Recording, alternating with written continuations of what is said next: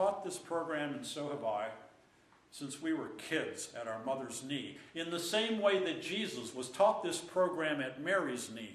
Remember how we noticed in the Magnificat last Sunday, in Mary's song when she was just pregnant, that phrase, hallowed be thy name. The Almighty has done great things for me, hallowed be thy name.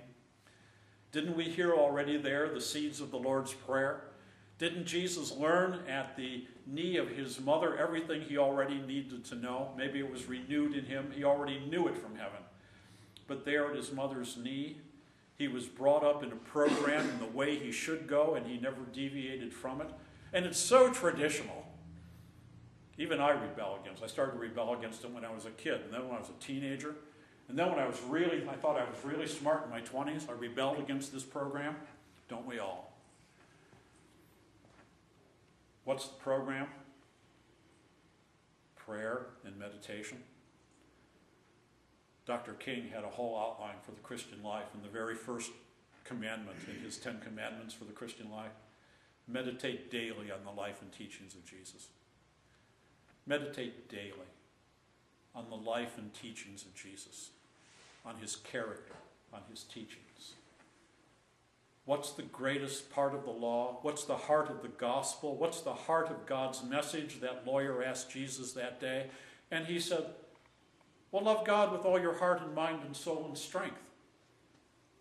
In this very same way that God loves you, with his heart and mind and soul and strength. Love God in that very same way. Live in communion with God in prayer.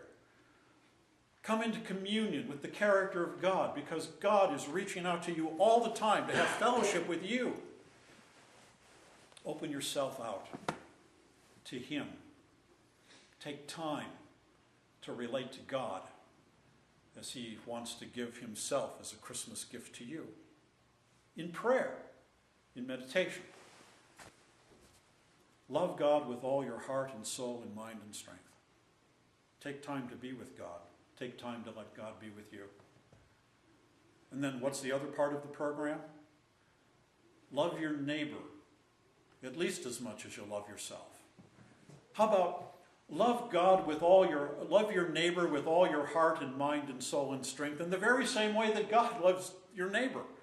God loves you with all his heart and mind and soul and strength, and wants you to love him back the same way. God loves your neighbor and even your enemies with all God's heart and mind and soul and strength, and wants you to love your neighbors and your enemies in the very same way. Well, that's the program.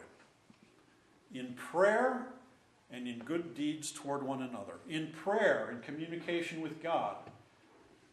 And in kindly, supportive relationships with each other. When these things become habits, when we work to change our bad habits of selfishness and putting people down with our words, talking behind their back, being gossips, when we put behind us that character of giving in to our immediate desires and thinking that we can raise ourselves up by putting other people down, when we change our mindsets because we're in communion with God who created the world to work in a different way, when we are in true unity and fellowship with our neighbors, then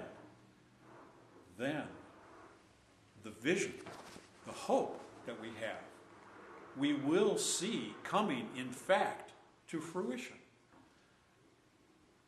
So it's not just the Christmas vision, not just the idea, but there is the new Christmas life that is meant to be lived out in holy families. Now, take a look at that picture on the front cover again. Take a look at that picture on the sermon title page again.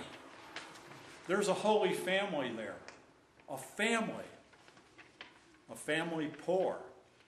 A single family in the midst of all kinds of families. A family that's learning how to reach out to other families. It's a holy family.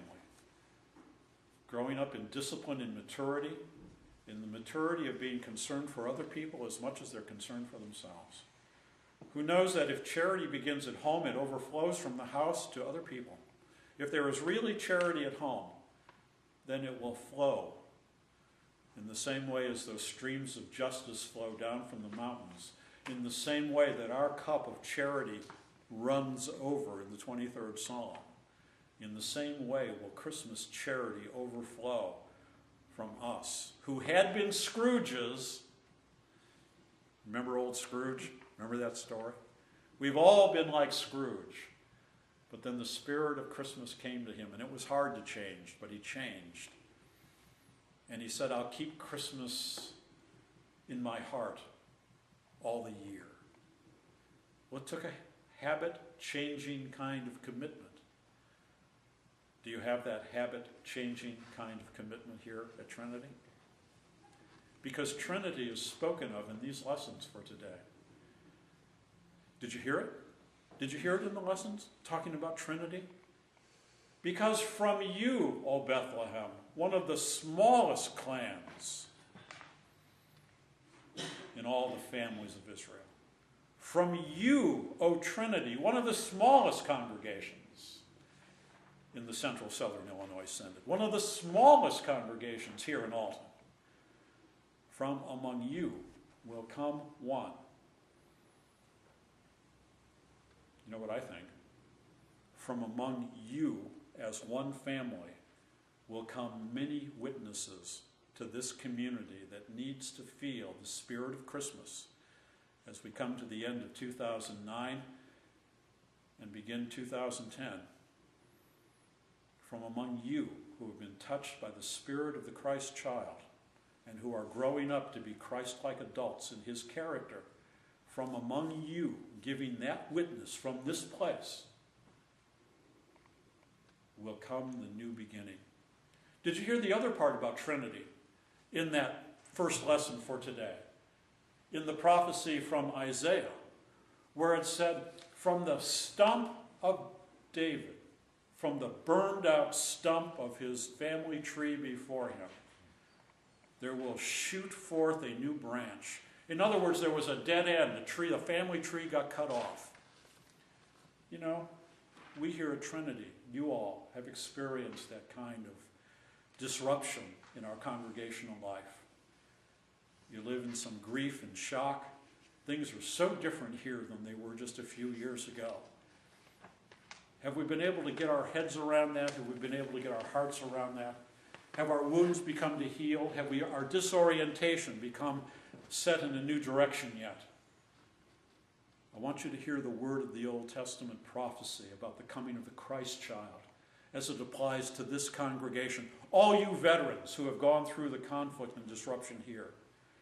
From that stump that had been cut off and lifeless, a new branch is springing. And it has a green leaf and another green leaf. From that old Trinity we thought was dead, a new Trinity is being miraculously born. And it takes time. It takes a program.